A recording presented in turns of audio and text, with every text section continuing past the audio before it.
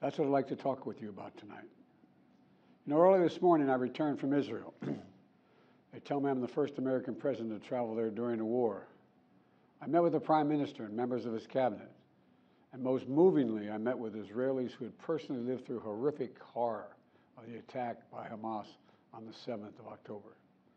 More than 1,300 people slaughtered in Israel, including at least 32 American citizens. Scores of innocents, from infants to the elderly grandparents. Israelis, Americans taken hostage. As I told the families of Americans being held captive by Hamas, we're pursuing every avenue to bring their loved ones home. As president, there is no higher priority for me than the safety of Americans held hostage. The terrorist group Hamas unleashed pure, unadulterated evil in the world. But sadly, the Jewish people know perhaps better than anyone that there is no limit to the depravity of people when they want to inflict pain on others. In Israel, I saw people who are strong, determined, resilient, and also angry, in shock and in deep, deep pain. I also spoke with President Abbas, the Palestinian Authority, and reiterated that the United States remains committed to the Palestinian people's right to dignity and to self-determination. The actions of Hamas terrorists don't take that right away. Like so many other, I'm heartbroken by the tragic loss of Palestinian life, including the explosion at the hospital in Gaza, which was not done by the Israelis. We mourn every innocent life lost. We can't ignore the humanity of innocent Palestinians who only want to live in peace and have an opportunity. You know, the assault on Israel echoes nearly 20 months of war, tragedy, and brutality inflicted on the people of Ukraine, people that were very badly hurt since Putin launched his all-out invasion. We've not forgotten the mass graves, the bodies found bearing signs of torture, rape used as a weapon by the Russians, and thousands of Ukrainian children forcibly taken into Russia, stolen from their parents. It's sick. Hamas and Putin represent different threats, but they share this in common. They both want to completely annihilate a neighboring democracy, completely annihilate it. Hamas' stated purpose for existing is the destruction of the state of Israel and the murder of Jewish people. Hamas does not represent the Palestinian people. Hamas uses Palestinian civilians as human shields, and innocent Palestinian families are suffering greatly because of them. Meanwhile, Putin denies Ukraine has or ever had real statehood. He claims the Soviet Union created Ukraine. And just 2 weeks ago, he told the world that if the United States and our allies withdraw, and if the United States withdraw, our allies will as well, military support for Ukraine would have, quote, a week left to live, but we're not withdrawing. I know these conflicts can seem far away, and it's natural to ask, why does this matter to America?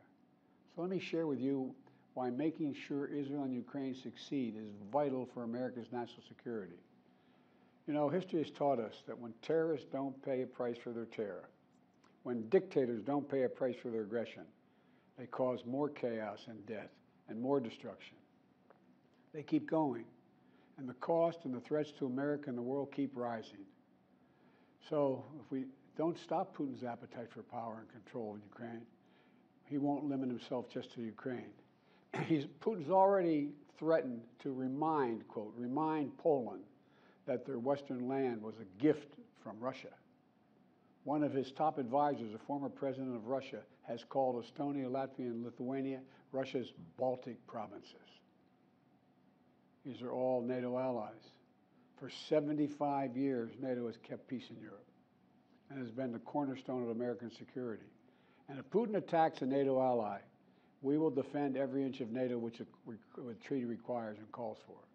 We'll have something that we do not seek. Make it clear, we do not seek. We do not seek to have American troops fighting in Russia or fighting against Russia. Beyond Europe, we know that our allies, and maybe most importantly our adversaries and competitors, are watching. They're watching our response in Ukraine as well. And if we walk away and let Putin erase Ukraine's independence, would-be aggressors around the world would be emboldened to try the same. The risk of conflict and chaos could spread in other parts of the world, in the Indo-Pacific, in the Middle East, especially in the Middle East. Iran is supporting Russia in Ukraine, and it's supporting Hamas and other terrorist groups in the region, and will continue to hold them accountable, I might add. The United States and our partners across the region are working to build a better future for the Middle East.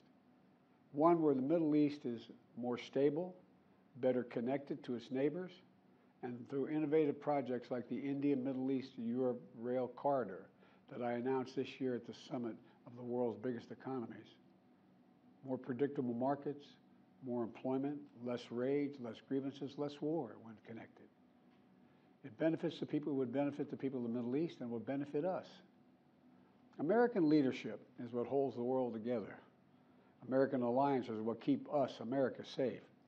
American values are what make us a partner that other nations want to work with.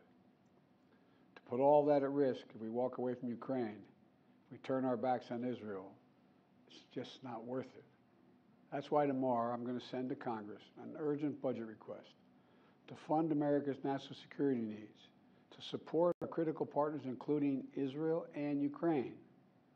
It's a smart investment that's going to pay dividends for American security for generations. Help us keep American troops out of harm's way.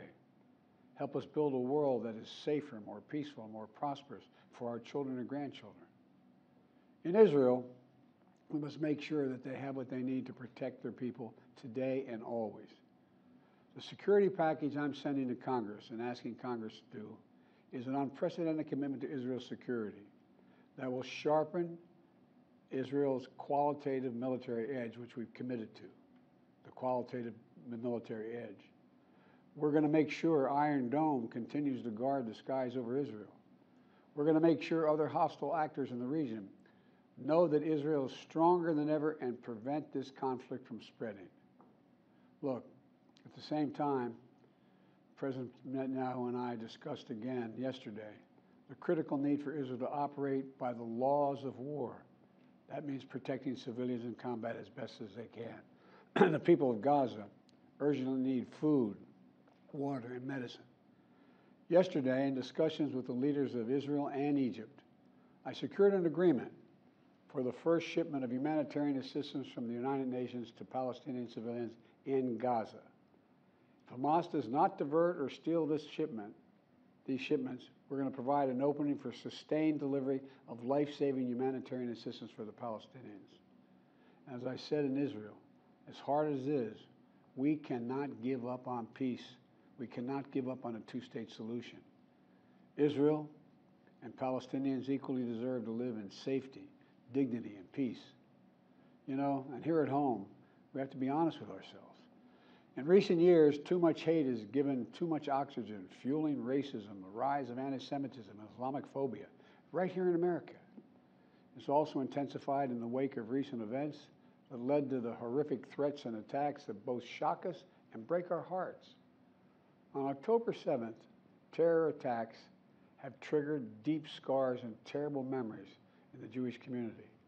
Today, Jewish families worried about being targeted in school, wearing symbols of their faith walking down the street, or going out about their daily lives.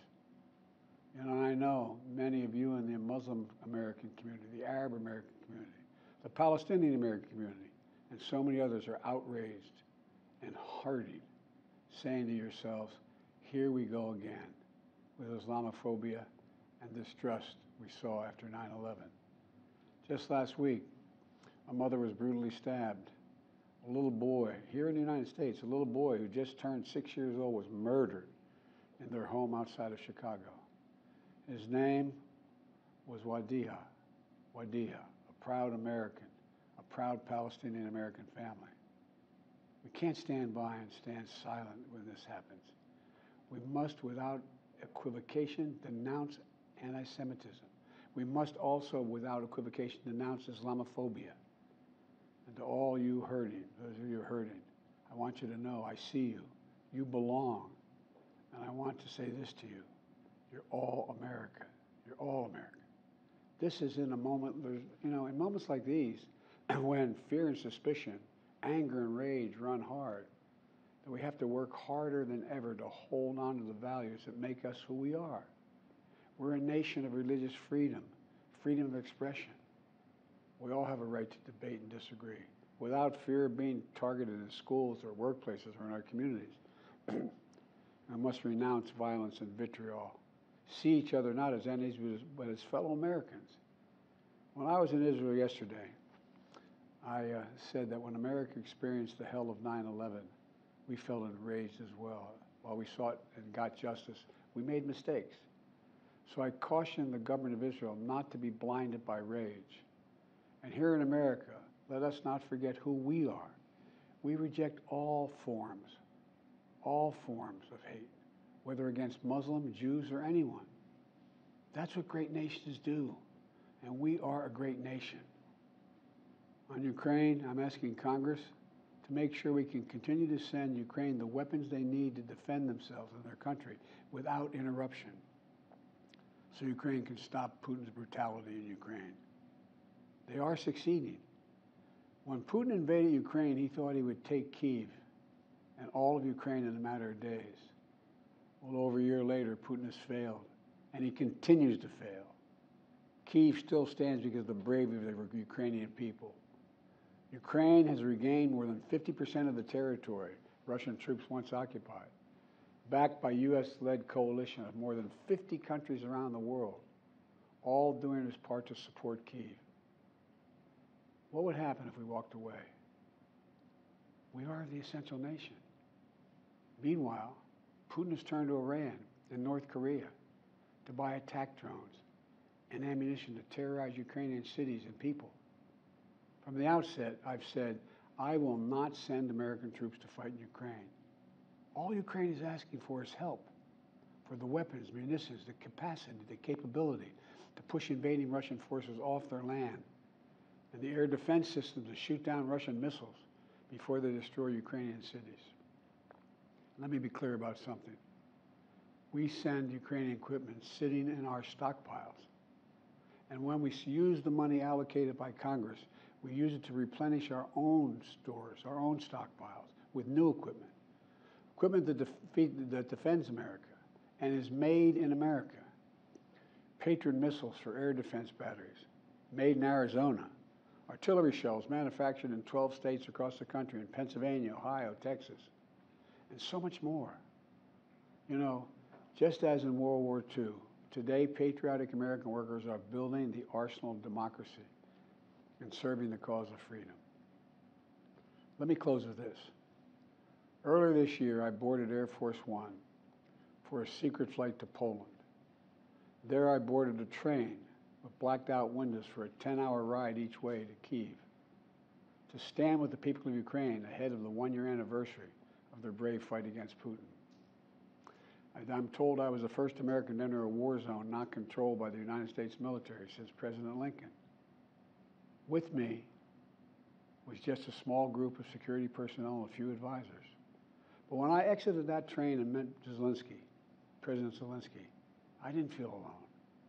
I was bringing with me the idea of America, the promise of America, to the people who are today fighting for the same things we fought for 250 years ago: freedom, independence, self-determination. And as I walked through Kyiv with President Zelensky, with air raid sirens sounding in the distance, I felt something I've always believed, more strongly than ever before. America is a beacon to the world. Still. Or as my friend Madeleine Albright said, the indispensable nation. Tonight there are innocent people all over the world who hope because of us, who believe in a better life because of us, who are desperate not to be forgotten by us, and are waiting for us. But time is of the essence. I know we have our divisions at home. We have to get past them. We can't let petty, partisan, angry politics get in the way of our responsibilities as a great nation. We cannot and will not let terrorists like Hamas and tyrants like Putin win.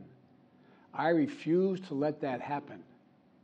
In moments like these, we have to remember who we are. We are the United States of America. The United States of America.